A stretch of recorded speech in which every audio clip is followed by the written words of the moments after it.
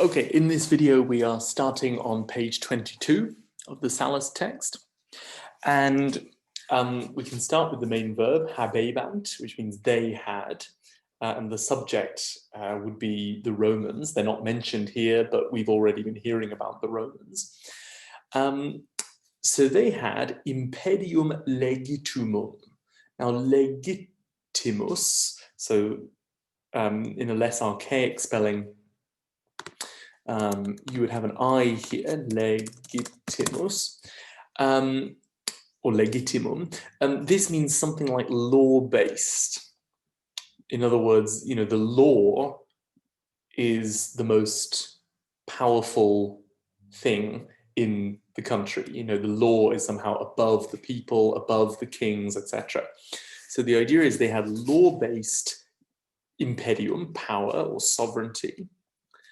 And then there's this rather difficult phrase. They had law-based sovereignty, nomen imperi regium. Now that means a royal name, regium nomen, of the sovereignty, imperi, or of the rule. So it's not quite clear what Sallust means by that. One interpretation is that Sallust is saying that the Roman form of government was monarchy, and that monarchy is legitimate, legitimus. In other words, they had a legitimate form of government, namely monarchy. Right? That's one interpretation. Another interpretation, which is the one which I adopted in my translation, is that he's saying that Rome was monarchical by name. In other words, in theory, it was monarchical, right? Technically, the king was in charge. But in reality, it was not that monarchical, because in reality, the law was above the king. Right? That could be what Sallust is saying here. In other words, the Romans had law-based sovereignty, even though the sovereignty had a monarchical name, a royal name. Right? Even though they called it a monarchical society, it really was actually more law-governed than king-governed. Right? That could be what Sallust is saying. Okay. Deecti is the subject in the next sentence. This is a PPP. It means chosen people, specifically chosen men, because it's masculine. As we'll see, he's talking about senators. Okay, so chosen men, for whom there was, quibus erat, for whom there was, or another, this is a dative of possession. So we could say chosen men who had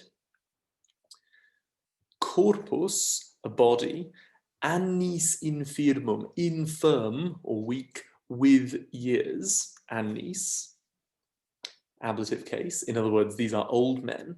And they also had an ingenium, a mind, validum sapientia, strong with wisdom. So in other words, these are people whose bodies are old, but their mind is strong because experience has given them wisdom. Now notice that in Latin we have singulars, corpus and ingenium, whereas in English it's more natural to make those plural, bodies and minds. Okay, and what did these people do? They consultabant, they used to deliberate, imperfect tense because it's a repeated action in the past, for the state, rei publicae, dative case. Now, you could say for the republic, but that's a little bit misleading here. Because at this time that Sallust is talking about, Rome is not yet a republic. It is still a monarchy. So that's why I translated res publica as the res publicae as the state. Okay, referring to these old men, they were called appellabantur, fathers, patres. Vel And so now Sallust gives us two possible explanations for why they were called fathers. Vel aetate, whether by age, vel similitudine, or by the similarity of their care or of their duty, curai, genitive case. So Sallust says possibly they were called fathers because they were old men, or possibly they were called fathers because their duty to the state was like the duty of a father to his family. In other words, they existed to look after and rule, sort of look after and advise the state in the same way that fathers look after and advise their families. Now, in fact, Sallust is probably wrong here. Probably these senators were called patres because they were literally fathers. They were the heads of the main leading principal families in Rome. Right? That's probably the actual historical reason, but Sallust gives two other options. Okay, then after this we have post here, which really in Latin of this period would normally be postea, afterwards. So Sallust is moving forwards in time from the monarchy period to the republic period. So afterwards or later, when will be regium imperium, royal power, and then we go into a subordinate clause, quod, which in the beginning, initio, ablative for time when, in the beginning, had been, fuerat, pluperfect tense. And now we have these genitives, conservandae libertatis and augendae rei publicae.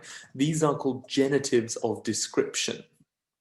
In English, we would insert a word like a means, right? So which had been a means of conserving liberty, conservandae libertatis, and a means of enriching the state, augendae rei publicae, literally increasing the state.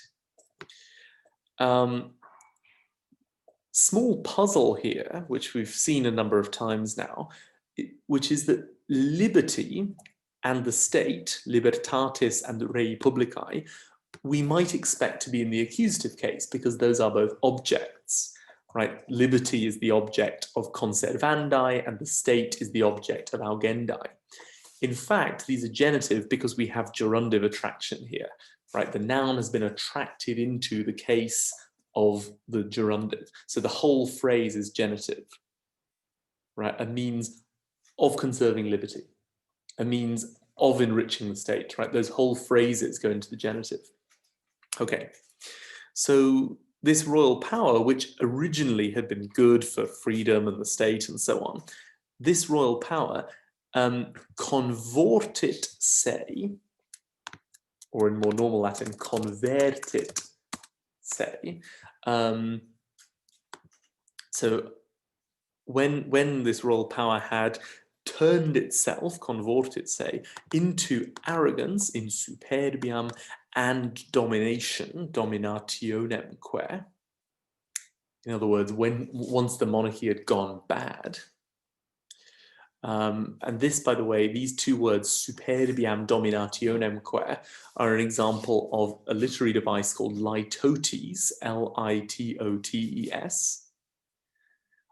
which is where instead of using an adverb and a noun, instead of using an adjective and a noun, you just use two nouns connected by a conjunction. So instead of saying arrogant domination, you say arrogance and domination, and that really hammers home the point.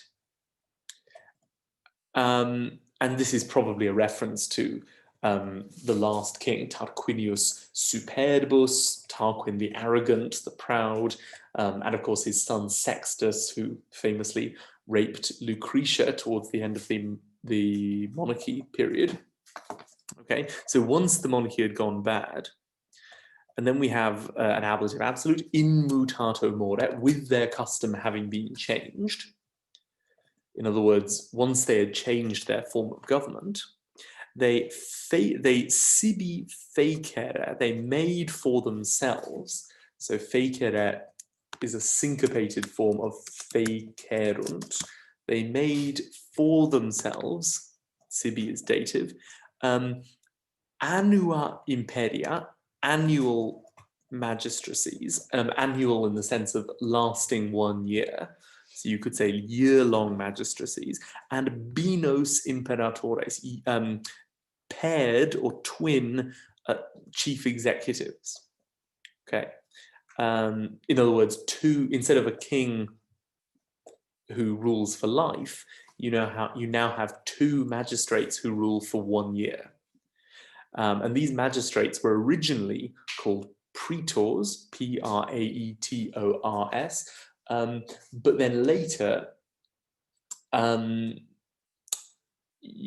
they were called praetors from the beginning of the Republic, traditionally dated to 509 BC, but later, after you get the fall of the Decemvirs in 449 BC, which we read about in Livy Book 3, these praetors are instead called consuls, Consuls. So that's so these binos imperatores. These refer to the praetors originally, and then later the consuls, of which Cicero is one in 63 BC. Okay, moving on. They thought, putabant. They thought. And now we go into indirect statement. So we have accusative and infinitive. The accusative is animum humanum, and the infinitive is posse.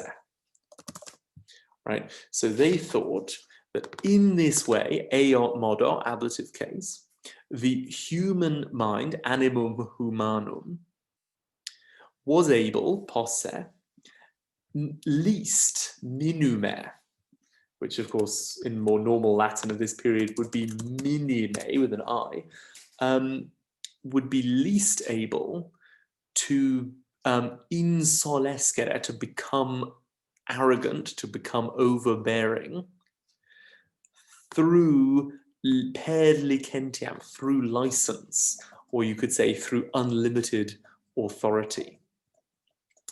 In other words, they thought that having two leaders instead of one, and having them rule for 1 year rather than for life, would sort of restrain these leaders and stop them becoming too powerful, too arrogant, etc.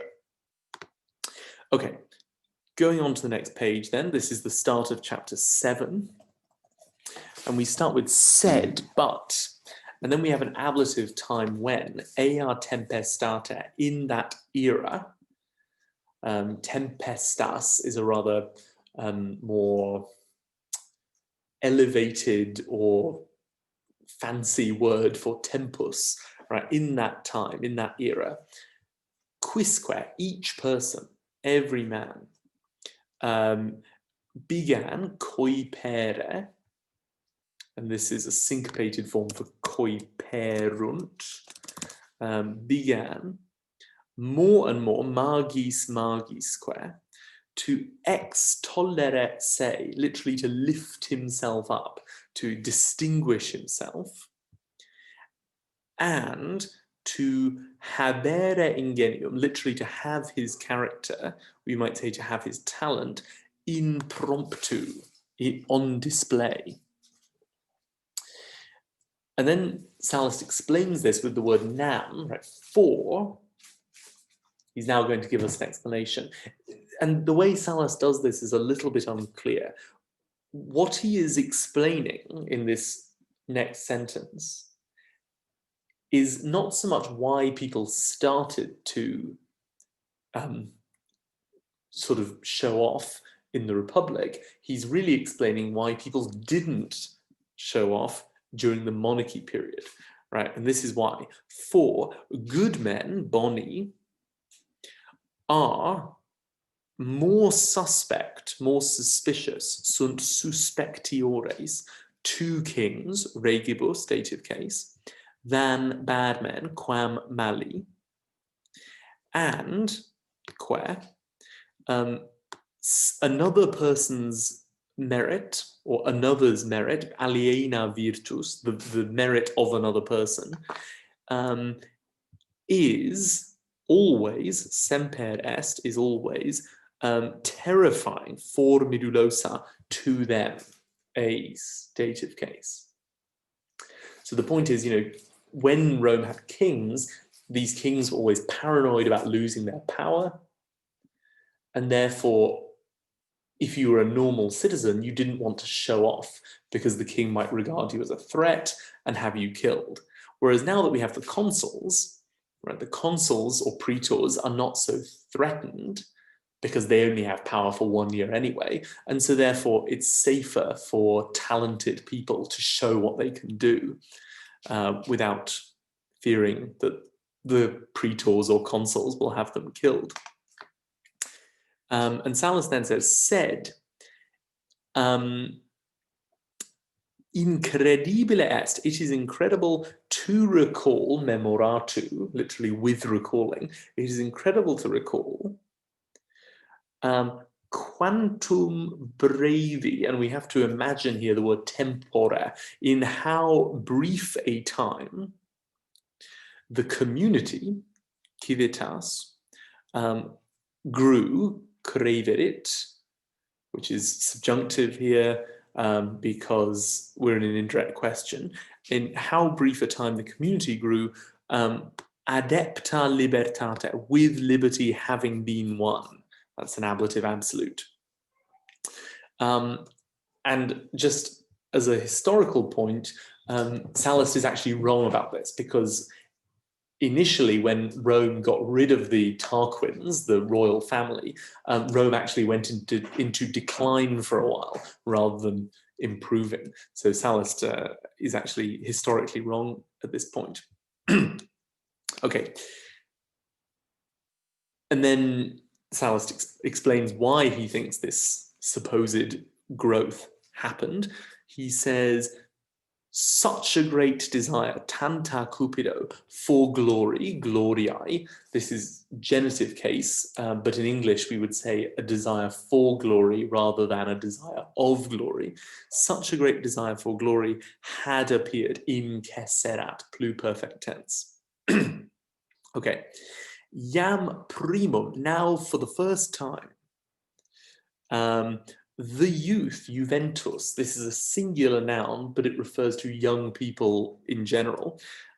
So the youth, simul ac, as soon as they were, erat, right? That's singular because juventus is singular, but it's referring to all young people. As soon as they were patiens belli, literally enduring of war, in other words, old enough to endure war. So as soon as they were enduring of war, they used to learn, discebat, usum militiae, literally use of warfare. In English, we would say experience of warfare, through labor, per laborem, in the camp, in castris, in plus ablative. And they magis habebant lubidinem, they had more pleasure, or in English we would say they took more pleasure, in decoris armis, in handsome weapons, and in militaribus equis, and in war horses, than in, quam in, prostitutes and parties, scortis atque conviviis. So Sallust is looking back to this time, perhaps a historical time or perhaps an imagined time, when young men were tough and were focusing on war and noble pursuits, rather than the youth of Sallust's day, presumably, who he thinks are more interested in prostitutes and drink and all this kind of stuff, rather than proper war. Because remember, this is Sallust's whole view of Roman history, that in the past The Romans had powerful enemies, and so they were tough because they were used to fighting. Whereas after the fall of Carthage in 146 BC, Romans grew very rich from the spoils of war, and they didn't really have any major enemies left because Carthage had fallen. And because of those two things, the wealth and the lack of an enemy, the Romans became weak and soft. Right? So that is the view that Sallust is trying to convince us of here. Okay, just before we finish this video, what I'd like to do is just have a look at a little bit of scansion. So let's just take a bit of random Virgil. It really doesn't matter which passage we look at, because the scansion is always the same. So let's just have a look at this bit. So if we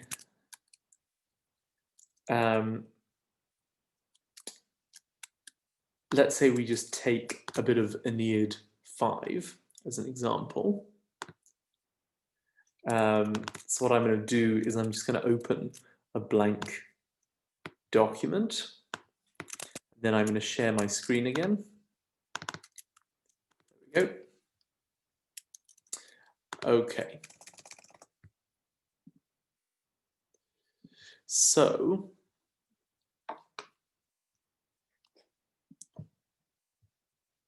here, let's have a look at this line first. This is the first line of Aeneid 5. The first thing to do, really, is to look for any elisions. And in Latin, an elision comes when you've got a vowel at the end of a word and then a vowel at the beginning of the next word. But also, if you remember, the letter M at the end of a word can disappear because the letter M was a very weak word, a very weak letter in the Latin alphabet. Therefore, what you have here, sorry, let me do this again. What you have here is an elision at the end of this word medium. So that's the only elision in this line.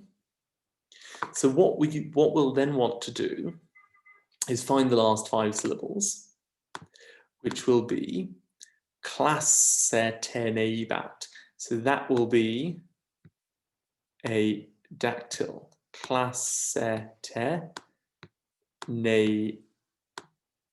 So you mark that in, long, short, short, long X.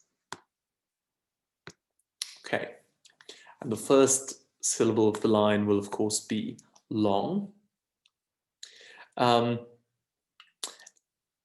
Now, this last syllable here, yam, is going to be long because it's followed by, you've got a vowel plus 2 consonants. In fact, you've got a vowel plus 3 consonants, A plus M, C, L. So that's going to be long.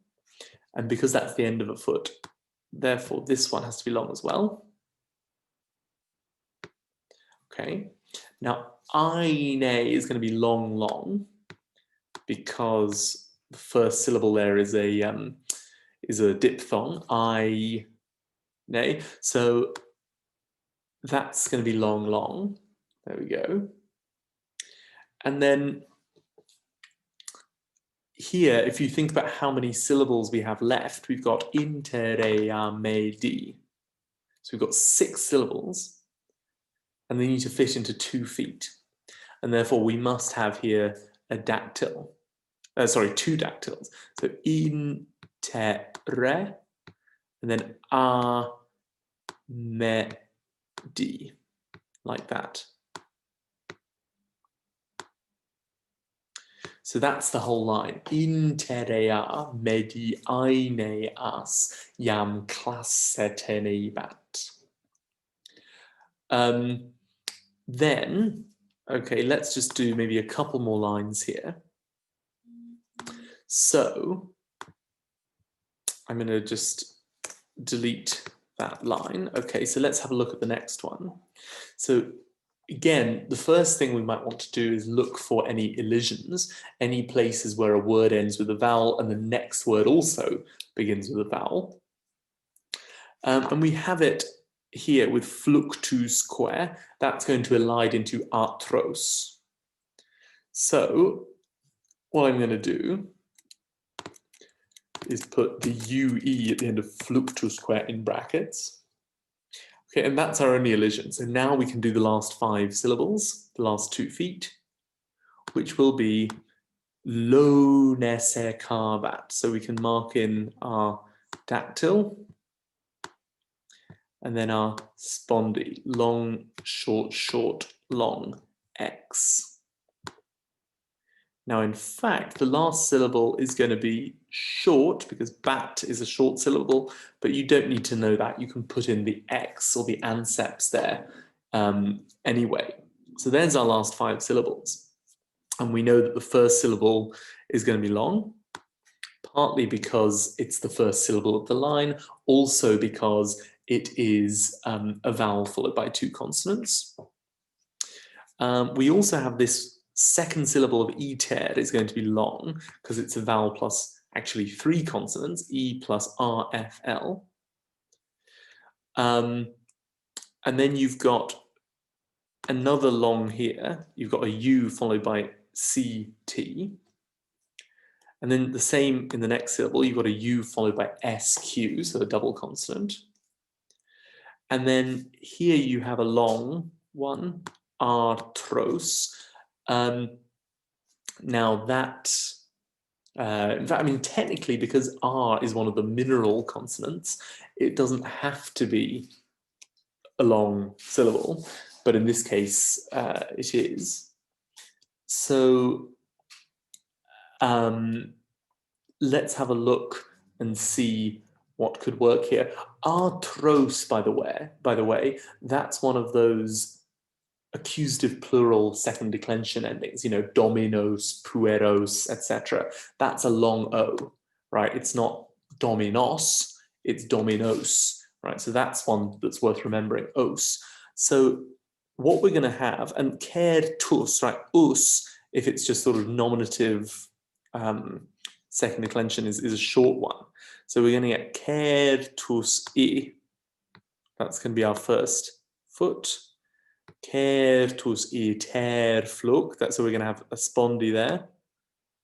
And then tusquea. That's going to be a spondy.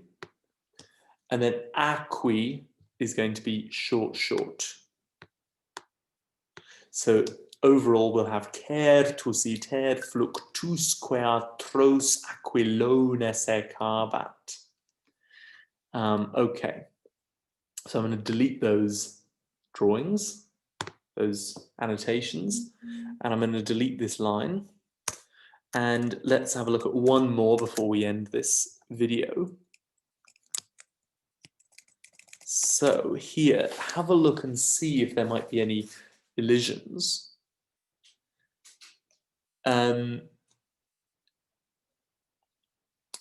So there is one here, which is a rather strange one. And that's here in the word yam. Now, yam, the I is functioning as a consonant, which is why in some modern editions it's even written as a J. So the AM, because remember, M is a weak consonant in Latin that can elide if it's at the end of a word and the next word begins with a vowel. So this actually elides into the next word, and that's our only elision. So again, find the last 5 syllables, and they are here. E, kiss, lisai. Okay, now that last syllable of elisai is long, but we don't need to know that. We can just put the cross or the anceps. So that gives us our last 5 syllables, our last 2 feet. Li, kise, lisai. Okay, now the first syllable of the line, moi, is going to be long, partly because it's the first syllable of a line, partly because it's a diphthong. And moinia, this word moinia, is actually long, short, short. And in a way, the way we can know that is really because it's one of those neuter plurals, like moinia, like bella, you know, verba, whatever. That's a short A. Okay, and it's not followed by a double consonant. The re of respiciens is going to have to be long because it's an E followed by SP, vowel followed by a double consonant. Same with eins here, E followed by NS, vowel plus double consonant. Quai will be long because it's a diphthong, and inf will be long because it's a vowel plus 2 consonants. So that gives us moinia. And now, again, you can sort of try and find how to do this. Really, these are going to be short. Iki, respiki, and then eins quai will be a spondy, and then yinfe is going to be long, long. And it's worth remembering that word infelix, which in Latin means unlucky or unhappy or unfortunate. Infelix is long, long, long. Right? The first I is long, the E is long, and the second I is long as well. Infelix, not infelix or anything like that, but infelix.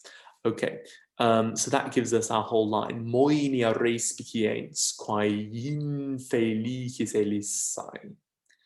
Okay, we'll leave it there, and in the next video, I might have a look at some more scansion again.